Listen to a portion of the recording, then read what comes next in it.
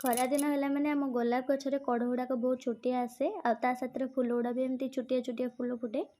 ତ ସେଥିପାଇଁକା ହେଉଛି ଗଛରେ ଏମିତି କ'ଣ ଦେବେ ଯାହାଦ୍ୱାରା ଆପଣଙ୍କ ଗୋଲାପ ଗଛରେ ଫୁଲ ଗୁଡ଼ାକ ବହୁତ ଭଲ ବଡ଼ ବଡ଼ ଆସିବ ଆଉ ଭଲସେ ଫୁଟିବ। ତା ସାଥିରେ ଗଛର ପତ୍ର ବି ମଧ୍ୟ ବହୁତ ହି ବଡ଼ ଆସିବ।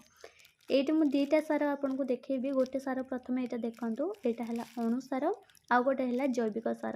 ତ ଦୁଇଟି ସାର ମୁଁ ଏଇଠି ନେଇ ଯେକୌଣସି ଗୋଲାପ ଗଛର ଗ୍ରୋଥ୍ ବଢ଼ୁନି ବା ଗ୍ରୋଥ୍ କମିଯାଉଛି, ପତ୍ର ଗୁଡ଼ାକ ବହୁତ ଛୋଟ ଆସୁଛି, ତ ସେଇ ସବୁ ଗଛରେ ଆପଣ ଅଣୁସାର ଦେବେ, ଯେଉଁଟାକୁ ଆମେ ଗଛରେ କ୍ୟାଲସିୟମ୍ ଆଉ ଫସ୍ଫରସ୍ ମିଳିଥାଏ ବୋଲି ଆମେ ଆଡ଼୍ କରନ୍ତି। ଆଉ ଗୋଟେ ହେଲା ହ୍ୟୁମିକ୍ ଏସିଡ଼୍ ବା ଜୈବିକ ସାର, ଯେଉଁଟାକି ଏମିତି ଖୋଲାରେ ବି ଆପଣ ପାଇଯିବେ, ନହେଲେ ଏମିତି ଛୋଟ ଛୋଟ ପାଉଚ୍ ବାଲା ବି ଆପଣଙ୍କୁ ଅନଲାଇନ୍ରେ ମିଳିବ, ଅଫଲାଇନ୍ ବି ମିଳିଯିବ। ମୁଁ ଆପଣଙ୍କୁ ପ୍ରଡ଼କ୍ଟ ଟ୍ୟାଗ୍ କରିଦେବି, ଆପଣ ଅନଲାଇନ୍ରେ ବି ମଧ୍ୟ ଆଣିପାରିବେ।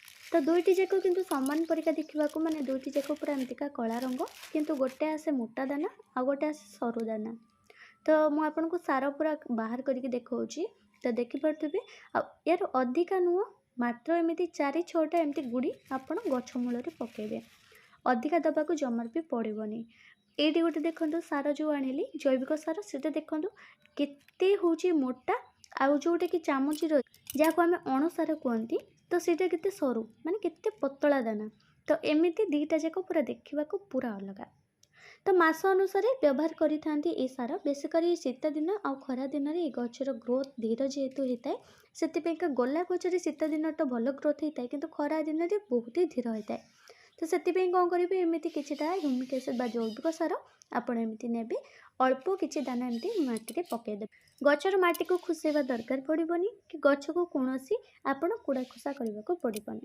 ଗଛର ଫୁଲ ଏମିତି ଛୋଟ ଛୋଟ ଆସୁଛି କିମ୍ବା ପତ୍ର ଛୋଟ ଛୋଟ ହେଉଛି, ତ ଏଇ ସାର ଦେଇଦିଅନ୍ତୁ। ଏଇ ସାର ଦେବା ପରେ ଗଛକୁ ଗୋଟେ ଦିନ ଛାଇରେ ରଖନ୍ତୁ, ନଚେତ୍ ସାର ଦେବା 3 ଘଣ୍ଟା ଭଳି ଛାଇରେ ରଖନ୍ତୁ। ଗଛ ସାର ଭିତରୁ ଭରପୁର ମାତ୍ରାରେ ନାଇଟ୍ରୋଜେନ୍ ତା ସହିତ ଜିଙ୍କ୍ର ମାତ୍ରା କିଛି ମିଳିଥାଏ। ଜୈବିକ ହର୍ମୋନ୍ ବା ହ୍ୟୁମିକ୍ ଏସିଡ଼୍ ସବୁ ଫସଲ ପାଇଁ, ଯେମିତିକି ସବୁ ଗଛ ପାଇଁ ଆପଣ ବ୍ୟବହାର କରିପାରିବେ, ଯାହାକୁ କହନ୍ତି ମାତ୍ର ଗୋଟିଏ ସ୍ପ୍ରେରେ କୋଟିଏ ଉପକାରୀ ମିଳିଥାଏ। ଜୈବିକ ସାର ବା ହ୍ୟୁମିକ୍ ଏସିଡ଼୍, ଏଥିରେ ନାଇଟ୍ରୋଜେନ୍ ଅଧିକା ପରିମାଣରେ ରହିଥିବାରୁ ଗଛର ବୃଦ୍ଧି ହେଇଥାଏ, ତା ସହିତ ଫୁଲ ଗଛରେ ଦେବା ଦ୍ୱାରା ଅଧିକ ଫୁଲ ମଧ୍ୟ ଆସିଥାଏ। ଏ ସାର ପାଇଁ ଗଛର ପତ୍ର ମଧ୍ୟ ସବୁଜ ହେଇଥାଏ ଆଉ ପତ୍ରର ହଳଦିଆ ଅଂଶ ଦୂର ହୋଇଯାଇଥାଏ। ପ୍ରକୃତରେ ଗୋଲାପ ଗଛ ପାଇଁ ଏଇଟା ବହୁତ ହି ଉପଯୋଗୀ। ଏମିତି ସୁନ୍ଦର ସୁନ୍ଦର ଟିପ୍ସ ଜାଣିବା ପାଇଁ ଆପଣମାନେ ମୋ ଚ୍ୟାନେଲ୍ ସହିତ ଯୋଡ଼ି ହେଇଥାନ୍ତୁ। ସବସ୍କ୍ରାଇବ୍ ଯଦି କରିନାହାନ୍ତି ସବସ୍କ୍ରାଇବ୍ କରିଦିଅନ୍ତୁ। ଆଉ ଆଜିର ଭିଡ଼ିଓଟି କେମିତି ଲାଗିଲା ନିଶ୍ଚିତ ଭାବରେ କମେଣ୍ଟରେ ଜଣାଇବେ। ରହିଲି, ଜୟ ଜଗନ୍ନାଥ।